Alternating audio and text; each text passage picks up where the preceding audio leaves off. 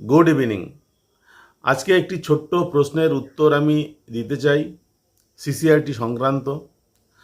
আমার এই চ্যানেলে প্রকাশিত কোনো একটি ভিডিও দেখে অনেকে আমার কাছে জানতে চাইছিলেন, সেই প্রশ্নের উত্তর আমি দেব।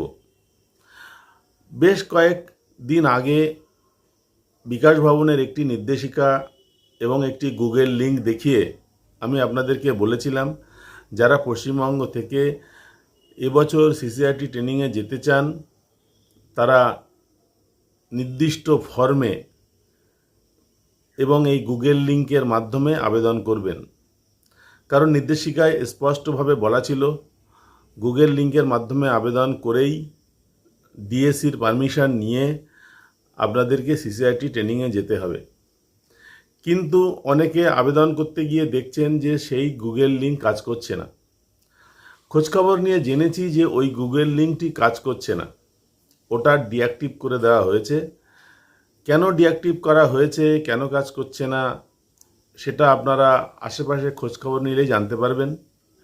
আপনারা এখন যারা সিসিআরটি ট্রেনিংয়ে যেতে চাইছেন পশ্চিমবঙ্গ থেকে, তারা নির্দিষ্ট ফর্ম সংগ্রহ করবেন, সেটা ফিল আপ করবেন, হেডমাস্টারমশাই বা হেড অফ দি ইনস্টিটিউশনের সই নেবেন। তারপর ডিআই, এসআই, এডিআই কিংবা ডিস্ট্রিক্ট এডুকেশন অফিসারের সই নিয়ে আপনারা সোজা সেই আবেদনপত্রটি দিল্লিতে পাঠাবেন।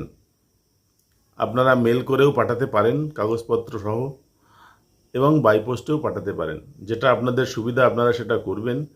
যদি আবেদন গৃহীত হয় আপনারা ট্রেনিংয়ে যেতে পারবেন।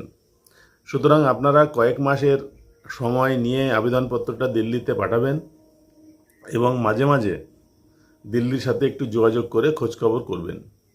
যারা আমার কাছে জানতে চাইছিলেন লিঙ্ক কাজ করছে না, আমি যেতে চাই, কি করব, আপনারা ফর্ম সংগ্রহ করুন, যথাযোগ্যভাবে ফর্মটা পূরণ করে সকলের সই নিয়ে দিল্লিতে ফর্মটি পাঠান।